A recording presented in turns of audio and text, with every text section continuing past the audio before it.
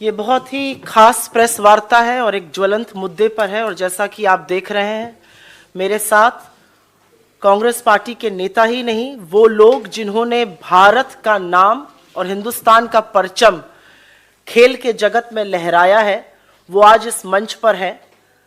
किसी और कारण से होते तो हमें बड़ा गर्व होता, लेकिन वो आज इस मंच पर हिंदुस्तान के उन खिलाड़ियों की वेदना और उनके दर्द को समझाने के लिए, बताने के लिए और सरकार से सख्त सवाल पूछने के लिए मजबूर है, जिसका जवाब बहुत पहले आ जाना चाहिए था।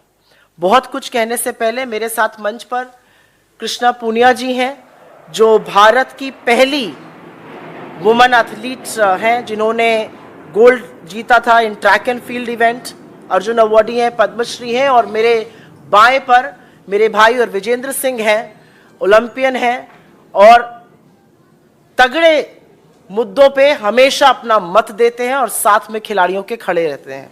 इससे पहले कि मैं इन दोनों लोगों को मंच दूं, मैं एक बात जरूर पूछना चाहती हूं। 72 घंटे से ऊपर हो गए और जिसको अंग्रेजी भाषा में अनप्रेसिडेंटेड कहा जाता है, ऐसा पहले कभी नहीं हुआ कि the most decorated athletes of Indian sports stars, जिनकी विश्व में जिन्होंने भारत का परचम लहराया, वो बेटियां जो शेरनियों की तरह दहाड़ती हैं दंगल में, कुश्ती की रिंग में, आज जंतर मंतर पर बैठकर जब उनकी आंखों से आंसू निकलता है, तो सरकार की यह खामोशी अपने आप में निंदनीय ही नहीं, अपने आप में और बहुत गंभीर और गहरे सवाल खड़ा करती है। क्योंकि कटघरे और सवालों के घेरे में रेसलिंग फेडरेशन ऑफ इंडिया के चीफ, भाजपा के सांसद बृजभूषण सिंह जरूर हैं, लेकिन उससे ज्यादा आज कटघरे में प्रधानमंत्री मोदी खड़े हैं। और ये मैं बिना रीजन के नहीं बोल रही हूं, ये एक पैटर्न है। विनेश फोगट जी ने अपनी पहले दिन की प्रेस कॉन्फ्रेंस में कहा था कि उन्होंने अपने परिवार के साथ जाकर 2021 के अक्टूबर महीने में मोदी जी को सारी असलियत से वाकिफ कराया था। उन्होंने सच बताया था और अपनी जान पर होने वाले हमले का अंदेशा भी जाहिर किया था। और मोदी जी ने कहा था, नहीं नहीं, तुम्हें कुछ नहीं होगा। 1.25 साल तक, और मोदी जी ने सार्वजनिक रूप से विनेश फोगट जी को अपनी बेटी कहा है कि तुम तो मेरी बेटी जैसी हो, मैं तुम्हारे सारे परिवार को जानता हूं। तो आज सवाल यह है कि जब एक महिला एथलीट और डेकोरेटेड महिला एथलीट इस देश के प्रधानमंत्री के पास जाकर फेडरेशन में हो रहे यौन शोषण और कुकृत्यों के बारे में अक्टूबर महीने में बताती है, तो 1.25 साल तक मोदी जी ने क्या किया और वो इस पर चुप क्यों रहे? क्या कार्रवाई हुई? मंत्री, सांसद अभी भी अपने पद पर बरकरार है, कोई इंटरनल इंक्वायरी नहीं हुई, कोई सवाल जवाब नहीं पूछा गया। और हम ये क्यों ना पूछें कि इस सरकार का पैटर्न है, ये बड़े बड़े आक्षेप और बड़े बड़े आरोप लगते हैं, उसके बाद कटघरे में इनके मंत्री, इनके सांसद खड़े होते हैं, लेकिन बेशर्मी के चलते और थेथरई के चलते यह सरकार उनको पद से बर्खास्त नहीं करती। यह हमने अजय मिश्रा टेनी के केस में भी देखा था, जो आज भी मंत्री बने हुए हैं, और बृजभूषण सिंह के केस में भी हम देख रहे हैं। मेरा सवाल यह है कि देश के प्रधानमंत्री ने अक्टूबर 2021 के बाद, विनेश फोगट जी का कहना है उनको सब कुछ बताया, उसके बाद वो शांत क्यों रहे? जंतर मंतर पर बैठे हुए ये एथलीट्स, उनकी आंख के आंसू और इन लड़कियों का आज शायद लड़की होने पर भी अफसोस जताना बहुत बड़े सवाल खड़ा करता है। एक ही लाइन कहूंगी और उसके बाद मैं कृष्णा पूनिया जी को इनवाइट करूंगी कि वो अपना ओपनिंग वक्तव्य बोले। हमने अभी तक सरकार के एक नुमाइंदे से इन कुकृत्यों की निंदा नहीं सुनी, इसकी भर्त्सना नहीं सुनी। मेरी कोई आशा नहीं है कि इस देश की महिला और बाल विकास मंत्री, जो कि एक राहुल गांधी ट्रोल है, वो इस वाक्य पर एक भी शब्द बोलेंगी। भाजपा में कुलदीप सिंह सेंगर हुए, भाजपा में चिन्मय आनंद हुए, भाजपा में अंकिता ठाकुर का कातिल बैठा है, भाजपा में लखीमपुर चीरहरण के लोग बैठे हैं। ये क्या है भाजपा का चाल चरित्र और चेहरा? और क्या बेटी बचाओ वाकई में भाजपा से बेटी बचाओ का नारा था? क्योंकि ये सारे नारे आज पूरी तरह से खोखले हैं। क्या बेटी बचाओ और क्या खेलो इंडिया।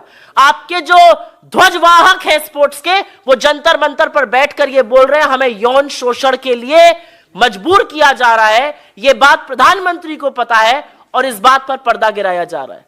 मैं आमंत्रित करती हूं कृष्णा पूनिया जी को कि वो खिलाड़ियों के बारे में, महिलाओं के बारे में और क्या हो रहा है उस सच को उजागर करें। नमस्कार सभी साथियों को। और मैं यही कहना चाहूँगी कि जब समाज से कोई लड़की निकलकर अपने आप को आगे बढ़ाना चाहती है तो सबसे पहली लड़ाई उसकी समाज से होती है, और वो उन जद्दोजहद से निकलकर दिन रात एक करके पसीना बहा के, खून बहा के और देश के लिए पदक जीतने की सोचती है। और जब वो इस मुकाम पे जा रही होती है तो उसके बीच में एक खबर आती है कि रेसलिंग फेडरेशन ऑफ इंडिया के जो प्रेसिडेंट हैं ब्रिजभूषण शरण जी, वो यौन शोषण करते हैं। और ये उस बेटी के द्वारा आरोप लगाए गए हैं जिसमें माननीय प्रधानमंत्री जी ने कहा था कि तुम हमारी बेटी हो। और उसी बेटी ने एक सवाल कल दागा है कि इस देश में बेटी पैदा होनी ही नहीं चाहिए। इससे ज़्यादा तकलीफ़ की बात, दर्द की बात क्या हो सकती है। और साथ साथ मैं ये सवाल ये भी करती हूँ, एक तरफ तो हमारा देश पदक चाहता है और दूसरी तरफ हम अपने भविष्य को देखते हैं, हमारी बेटियों का यौन शोषण होता है, तो आने वाली पीढ़ी या वो पेरेंट्स क्या अपने बच्चों को इस तरीके से स्पोर्ट्स में भेजना चाहेंगे। और मैं यहाँ पर विनेश फोगाट और उन सभी रेसलर्स का मैं धन्यवाद देती हूँ कि इस मंच पे आके उन्होंने इस बात को उठाया है। लेकिन तकलीफ इस बात की है कि माननीय प्रधानमंत्री जी को जब उन्होंने लगभग 1.25 साल पहले इन बातों से अवगत करा दिया गया था तो इस पे कार्रवाई क्यों नहीं हुई। और जैसा कि सुप्रिया जी ने कहा कि 72 घंटे के बाद भी ये शर्मनाक बात सड़कों पे अभी तक चल रही है, लेकिन बीजेपी के नेताओं के द्वारा कोई ऐसा स्टेप नहीं उठाया गया। और सुप्रिया जी, आपको ध्यान दिलाना चाहूँगी कि हरियाणा के मंत्री के द्वारा भी एक लड़की के साथ इसी तरीके से कुकृत्य की बात आई थी और उस लड़की ने भी अभी लगभग मेरे ख्याल से 1.5 महीना ही हुआ होगा ज़्यादा से ज़्यादा, और वो बात वहीं पे स्टॉप हो गई है। तो क्या यही हालात इन रेसलर्स के साथ भी होने वाला है या आने वाली हमारी एथलीट्स के साथ होने वाला है। मैं महिला हूँ और ये पीड़ा मैं समझ सकती हूँ कि लड़की पैदा नहीं होनी चाहिए। ये कितनी बड़ी बात हमारी एथलीट्स ने कही है।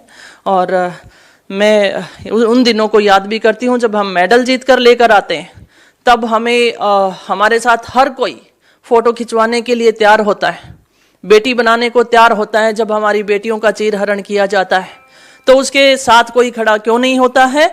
और साथ साथ बेटी बचाओ बेटी पढ़ाओ ये नारा है, और इस नारे को तीर तीर तार तार कर चुके बीजेपी के नेता। मैं यही कहना चाहूँगी कि इन नेताओं से बचाने की ज़रूरत है।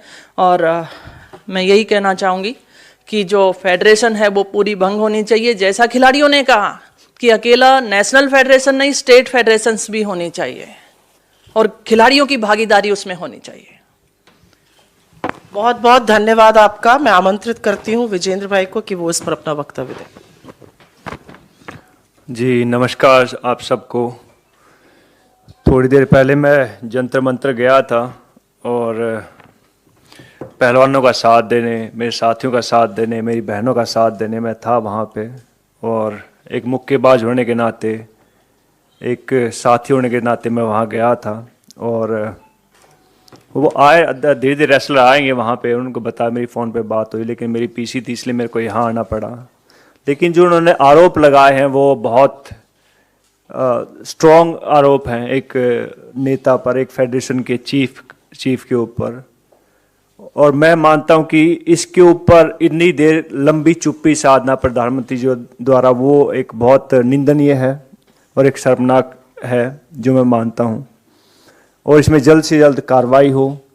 जो आरोप है बहुत संगीन है। एक भिवानी का, एक हरियाणा का लड़का होते हुए मैं ये मांग करता हूँ इसमें जल्द से जल्द कार्रवाई हो और आईपीसी की जो भी धारा लगती है उनके तहत इसके ऊपर एक्शन लिया जाए। Thank you. बहुत धन्यवाद। आपके जो भी सवाल हो उसका हम स्वागत करते हैं, लेकिन ये एक बड़ी बात है। और एक चीज आपकी जानकारी के लिए आप हमारे व्यूअर्स के लिए, जो श्रोता हैं, जो देख रहे हैं, जो अखबार लिखेंगे, उनके लिए मैं बताना चाहती हूं कि ये गवर्नमेंट विद अ डिफरेंस थी। और डिफरेंस ये था कि जब बेटियों पर इस तरह के कुकृत्य होंगे, शोषण होगा, तो ये सरकार अपनी आंख पर पट्टी बांध लेगी। ये सरकार कहती थी हमें इंटरफेरेंस पॉलिटिकल नहीं चाहिए। बैडमिंटन फेडरेशन ऑफ इंडिया के हेड कौन है? Himanta Biswa Sarma. Rifle federation of India के हेड कौन है? रणेंद्र सिंह, बीजेपी के। आर्चरी के अर्जुन मुंडा जी। क्रिकेट के तो खैर आपको पता ही है, पुत्र जय शाह जी बैठे हुए हैं वहां पर। हॉकी के दिलीप तुकरी जी।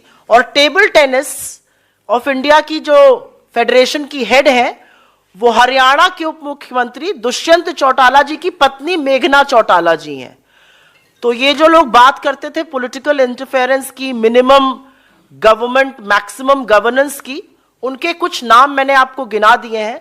रेसलिंग फेडरेशन में जो हो रहा है, इससे सबको सबक सीखना चाहिए कि, और जैसा कि दोनों खिलाड़ियों ने कहा, ये सिर्फ यहां पे विशुद्ध हम राजनीतिक बात नहीं कर रहे हैं। दो खिलाड़ी आपको बता रहे हैं कि कितना मुश्किल होता है खिलाड़ी के लिए लड़ना समाज से, परिवार से। सोचिए उन मां बाप को जिनको आज अपनी बेटियों को स्पोर्ट्स में भेजना है, वो कितने आशंकित होंगे और क्या उनके मन पर बीत रही होगी।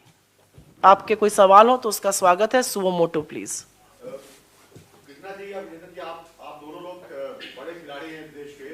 क्या आपको लगता है कि जो खेलों के मुखिया होते हैं वो नेताओं को नहीं होना चाहिए, उसकी जगह खिलाड़ियों को जिम्मेदारी दी जानी चाहिए इस देश में? दोनों लोगों से आंसर करा।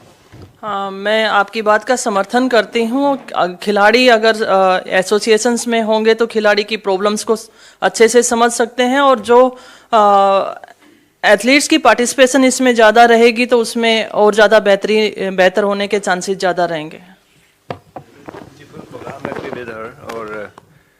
और बहुत ज़रूरी है, बिकॉज एक खिलाड़ी की भावना को समझ सकता है, और खिलाड़ी इस फेडरेशन में आएंगे, इसका हिस्सा बनेंगे। बिकॉज एक तरह से ढोंग तो किया गया था, बिकॉज कई बॉक्सरों को भी इस फेडरेशन का एक उसमें बनाया गया था हिस्सा, लेकिन उनको कभी भी इस मीटिंग में नहीं बुलाया गया।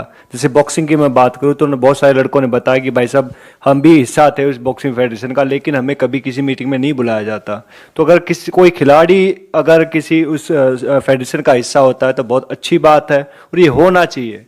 पर हम कहाँ मार खाते आप सबको मालूम है। जी, पॉलिटिकल पार्टी राहुल गांधी ने जब यूपीए की सरकार थी कोशिश करी थी अजय माकन ने जो स्पोर्ट्स मिनिस्टर थे उनके जरिए कि खेलों से नेता बाहर हो जाए और खिलाड़ियों को ही कमान दी जाए, लेकिन कांग्रेस पार्टी के अलावा सहयोगी दल भी नहीं माने और वो बात पूरी नहीं हो पाई। अजय माकन का जो बिल था कोशिश की वो नाकामयाब रही। क्योंकि आज कांग्रेस पार्टी को लगता है कि मोदी सरकार के पास पूरा बहुमत है, आप लोग समर्थन देने को तैयार है कि नेता खेल संघों से बाहर हो और खिलाड़ी कमान संभाले? हम समर्थन तब भी देने को तैयार थे, और आपका बिल्कुल कहना सच है कि ना सिर्फ हमारे घटक दल बल्कि एक राजनीतिक रूप से इससे आम सहमति नहीं बन सकी थी तब। लेकिन आप बिल्कुल सही कह रहे हैं, आपके पास प्रचंड बहुमत है, आपका मन आता है, आप सुबह उठते हैं और आपको लगता है कि लॉ बन जाना चाहिए, आप लॉ ऑर्डिनेंस से बना देते हैं और अध्यादेश से वो पारित होकर कानून बन जाता है। लेकिन मैंने तो आपको फेडरेशन, रेसलिंग फेडरेशन तो छोड़ दीजिए, मैंने तो आपको हिंदुस्तान की तमामों स्पोर्ट्स फेडरेशन, चाहे वो बैडमिंटन हो, चाहे वो टेबल टेनिस हो, चाहे वो हॉकी हो, क्रिकेट हो, आर्चरी हो, राइफल हो, मैंने तो आपको सबके नाम गिना दिए, और इस सब पर भाजपा के नेता बैठे हुए हैं। तो डिफरेंस क्या है? और पॉलिटिकल सहमति इस पर बननी चाहिए, ये एक अलग डिबेट है। लेकिन जो आज का मुद्दा है वो बहुत बड़ा मुद्दा है। आपकी बात सही है, इस पर डिबेट होना चाहिए। पॉलिटिकल इंटरफेरेंस जितनी कम हो अच्छी बात रहेगी, लेकिन आज का डिबेट बहुत बड़ा डिबेट है।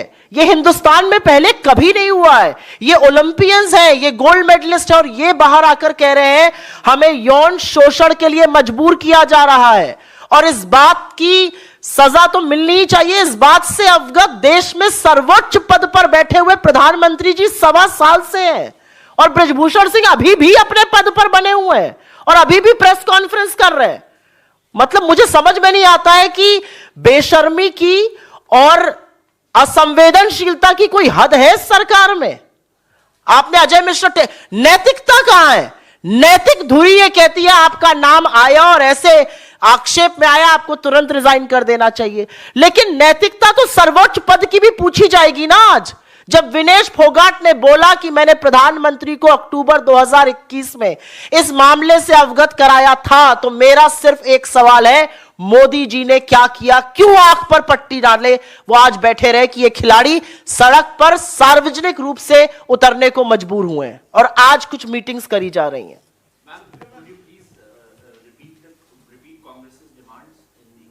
I think the Congress's first and foremost demand is that the federation should be dissolved with immediate effect. Braj Bhushan Singh should have resigned yesterday and not today. But the biggest demand that we want to raise for public interest is that women need to be made safe and secure.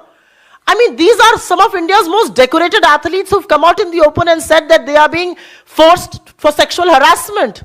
What more do we want our girls to say? And I think the biggest question before the country today is that when Mr. Modi got to know the gory details of what was happening in the Wrestling Federation of India in October 2021, and Vinesh Phogat is on record to say that she briefed the Prime Minister along with her family, what did he do? Why did he not speak? Why did he not have an inquiry done? Was there an interdepartmental inquiry done? Was Mr. Braj Bhushan Singh summoned? Was he asked to clarify his stand? There are many questions today, and I think that is our foremost demand. This country needs to know the truth, and more than anything else, please imagine parents of girls who are in sports. What are they going through at this moment? I have two celebrated, decorated sports stars sitting next to me. They have told you how they feel about it.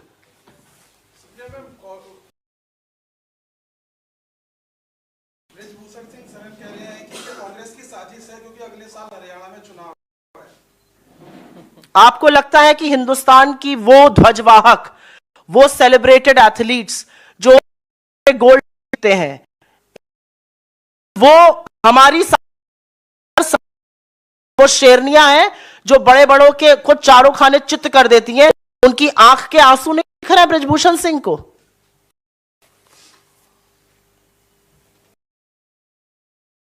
Any other questions on this? There have been one after the other cases, and more athletes are coming and joining the protest.